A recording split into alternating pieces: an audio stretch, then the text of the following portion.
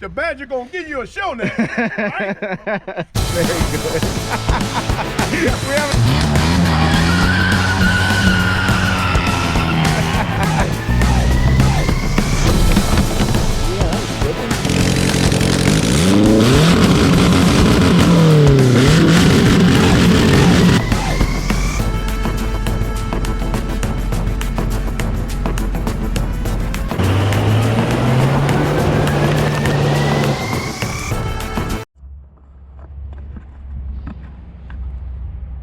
Alrighty, welcome back. Today's May 2nd. This is part of the video is actually current. We're in the coronavirus, etc. So a couple hundred people, I guess, have asked where we've been, why it took so long, etc., etc.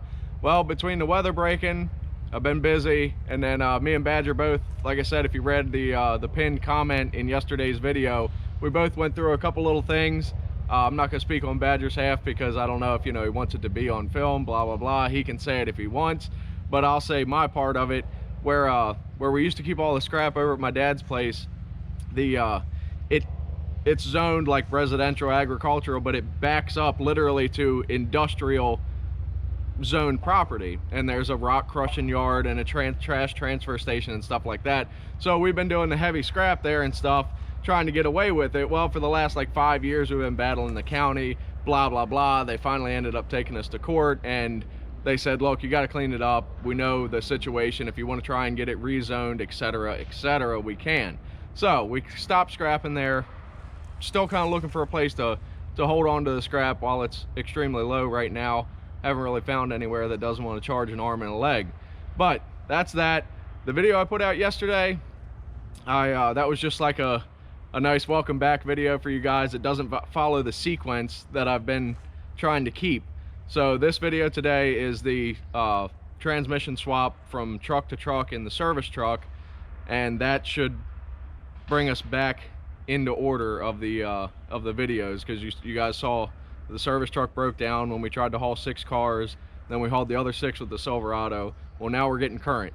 So after this, there might be a couple little mix-up videos that are kind of like, wow, that's really weird, everything was all over the place. But sometimes I don't videotape everything we do, so it's just little snippets. But either way, that's 2 minutes. I see it on the camera. Enough blabbing. Enjoy the video. Alrighty, welcome back. Hopefully you can hear me. I'm in my dad's little mufflerless truck, but we're gonna go pull the transmission out of the service truck today. We had to get a little later start because we got to wait for the auto store to open so we can get some brake clean to spray down the transmission, so we don't get completely filthy, which is probably inevitable anyway. But after that, we're gonna go get a parts truck I bought. Same motor and transmission, but it's 4-wheel drive, so it has a transfer case on the back. Hopefully we can just swap the overdrive unit from my trans to the parts trans, and hopefully it'll work, but who knows, nothing ever comes to be as easy as you think. So let's get going and see what it looks like.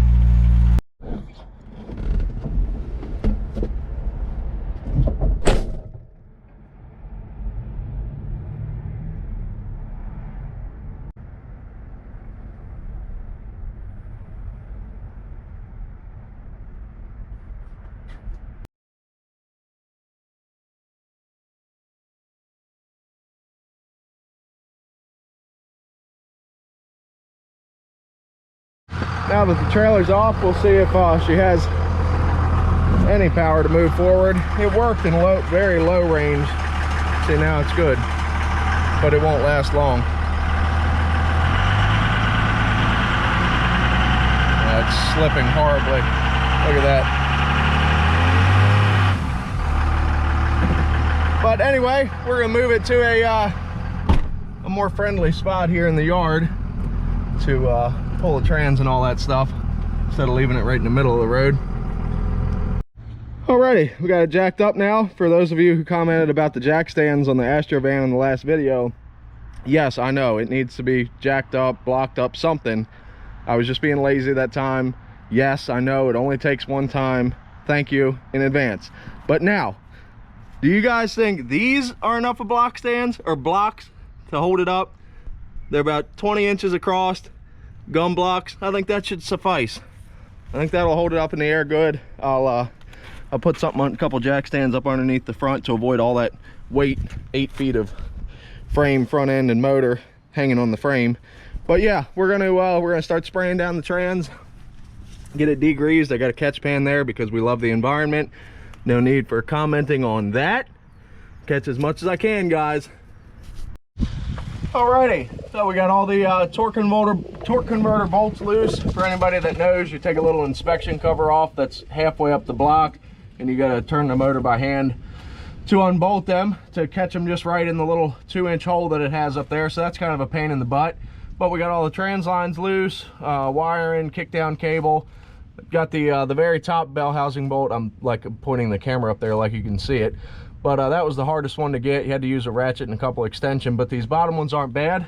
So we'll try to make some content and just show that. Just set the camera, maybe there.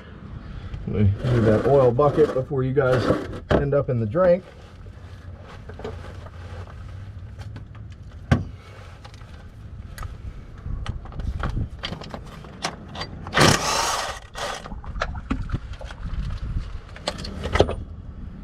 Washer.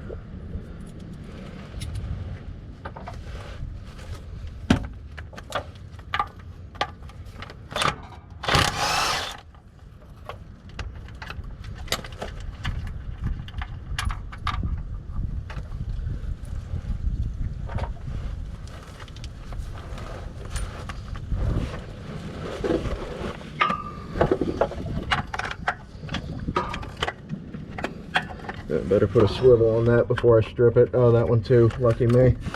Maybe we can make it shorty and make it work. No, okay.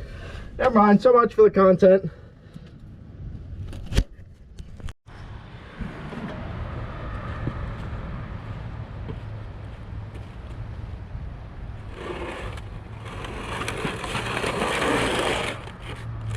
Alrighty. That was the second time I did it. Did it look real? Because I didn't press record the first time because I'm in ding dong. But there she is in all her glory. The took me, it's 8 o'clock.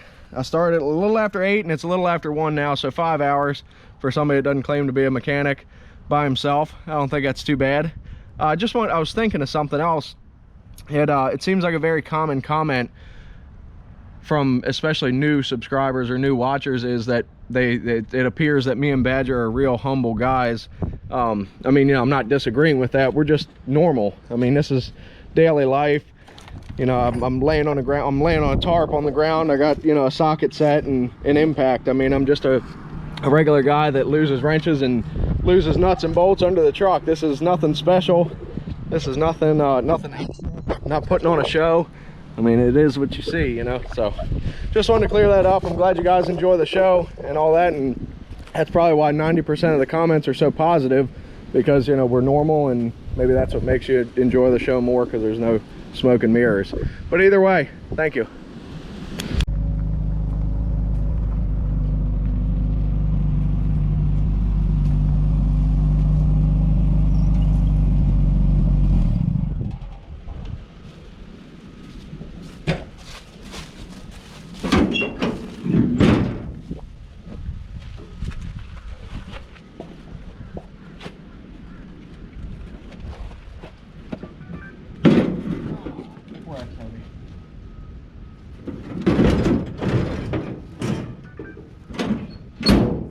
Alrighty, we'll strap that in a little bit and head on down the road. Alrighty, there's the parts truck. It didn't get there under its own power, I can tell you that. This came from the plumbers, where we get all the pressure tanks and water heaters. They really got their finger on the pulse with the Cummins. They're just completely ate up with them. They love them, buy them, sell them, and all that. But when he told me about this one, he said, you know, the motor's got a bad rod knock in it and no guarantees. You know, you can try and drive it home, that'll be fine. But we made it about 2 miles and it threw the rod right out the block. If this oil spray on the inner fender well isn't a sign, you can't see it, or I'd love to show you. But anyway, it's got all kinds of interior parts I can use on my truck. The rear will go in the 12 valve truck that needs a ring and pinion, and the front rear my dad has a project for, he's going to use it. But lots of decent stuff. This one's 4-wheel drive, and so we'll sell the transfer case and a couple other things. But she's It's not hateful on the inside. Somebody had put a an aftermarket fast pump on it, or whatever they're called and all that, but she might crank over a little. Oh no. Nope, she's locked up tight. Anyway, we made it. It was like a 3-mile trip. We made it about 1.5 miles. Had to pull it home the rest of the way. I didn't bring the GoPro. Of course, it throws the rod when I don't bring the GoPro. But like I said, you can't see nothing, but she's gone, throwed right out. Anyway, it's yesterday when I pulled the trans out of the service truck, it was about 50 degrees, nice day, and now it's barely freezing, maybe a little bit above freezing. So that's that. We're gonna get under it and get started. Not that the lighting is the best, but maybe you'll be able to see something. This has really been a nightmare because of the thing throwing a connecting rod. It makes the motor have a tight spot. Luckily it wasn't tight the whole way because you have to take the torque converter bolts loose from the flex plate, and it was really a nightmare. But we got it done and we're ready to let it down now, so let's see how it goes.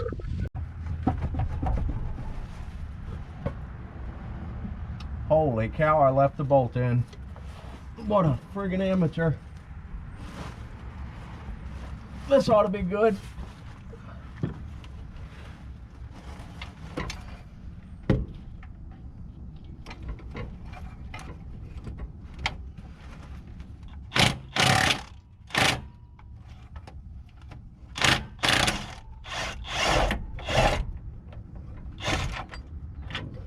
Well, that was better than I expected. I expected catastrophic failure there.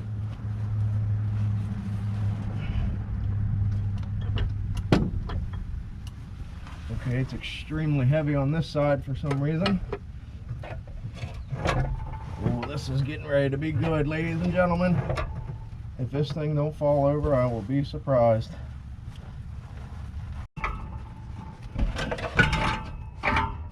Uh-oh, oh boy. Boy, you guys aren't gonna like that.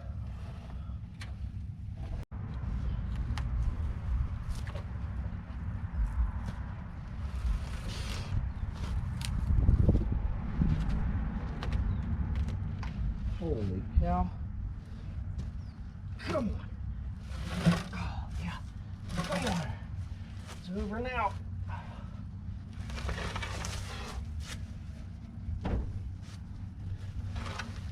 Okay, that's enough. All right, there we go. Took an hour longer than the 2-wheel drive one, and that thing is extremely heavy compared to the other. Not very good, but anyway, you take off the this right here, the overdrive unit, and switch the tail shaft, the overdrive unit and tail shaft from my other trans onto this one, and it'll be good to go. And then you get a couple, $300-400 for the transfer case. But anyway, that one whipped my ass. Whoa, hold on, let me dust you off there. We're definitely not going to try and lift this one. The last one you just saw when I picked it up was the 2-wheel drive one. This one's way heavier. So we used the lift gate and backed the other truck over to it. Got to be smarter than the transmission, which doesn't take much.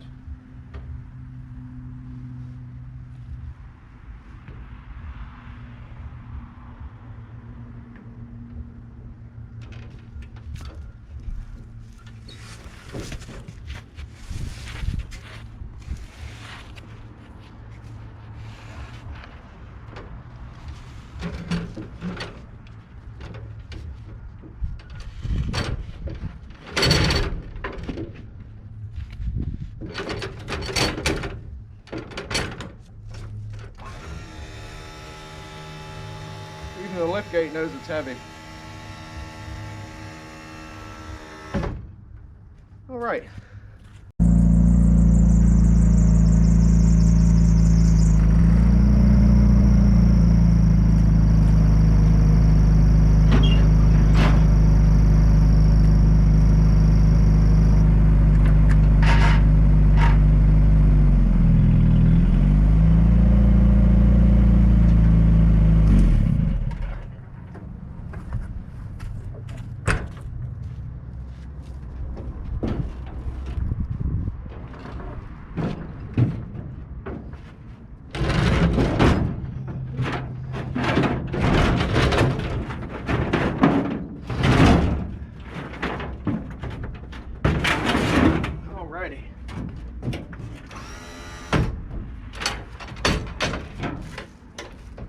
do it one more time. Then we'll be good to go, back on the road. I also just wanted to add in real quick, I know somebody's gonna say it, but there's a guy in Virginia that rebuilds these transmissions specifically, you know, Dodge Cummins transmissions, and that's what he does. He's a great at it and all that. You'd have to take your transmission to him.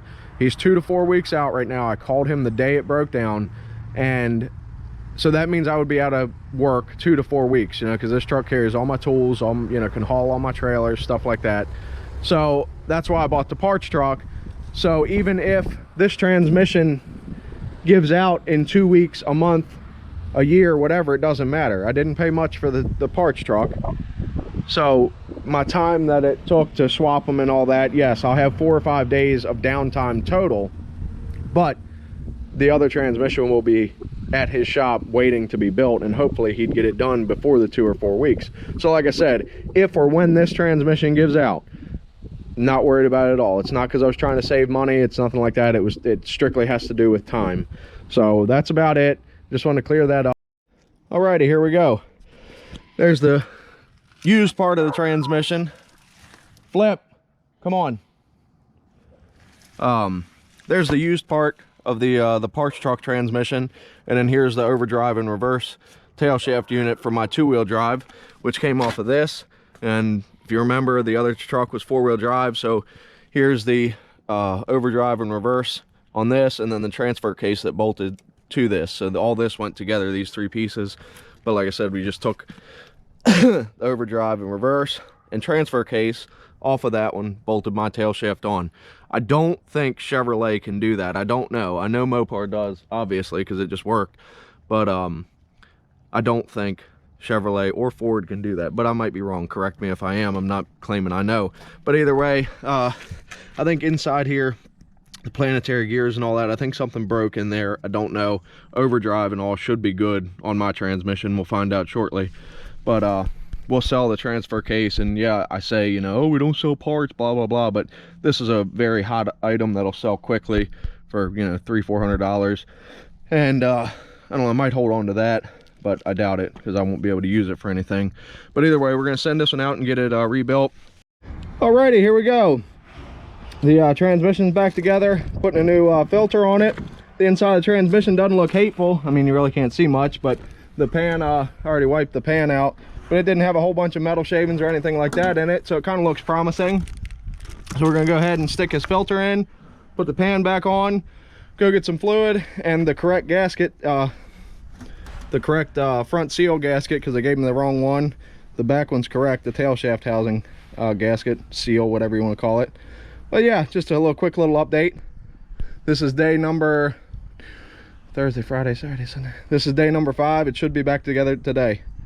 Alrighty, so we got the Honda hooked up, jumper cables to the service truck because it likes to drain down after about 5 days, and it's been just that. So we're gonna go ahead, fire it up for the first time. Hopefully it works good, no really weird noises or anything. We got 6 quarts in it now, so that should be plenty to get it going, and then I'll add as it runs. Wait for the grid heater to heat up.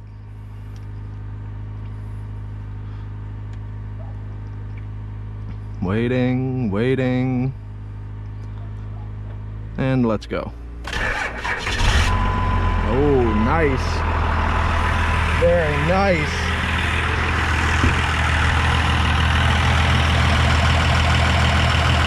Fantastic. No weird noises, no grinding. All right, I gotta add this fluid.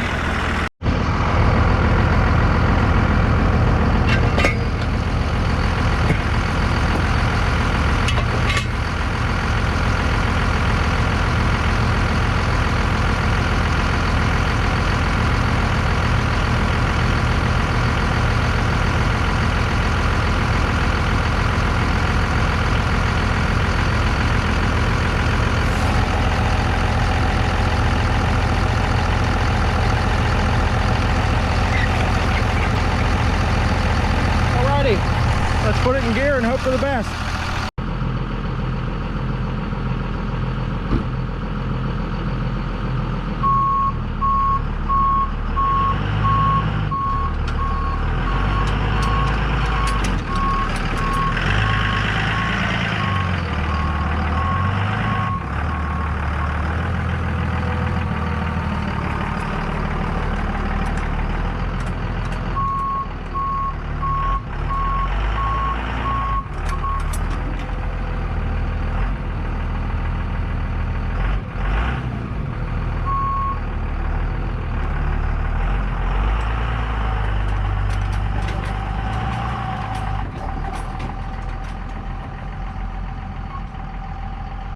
It's never ending, people. I swear, never ending. Look at this pinhole. There's a little pinhole right there in that line. Damn it. Oh well, I have to pull the other one up the parts truck. Well, if that line leaking, I wonder if you guys can see that. See that straight line of fluid running out of it? Not running down the pipe into the pan, but the stream.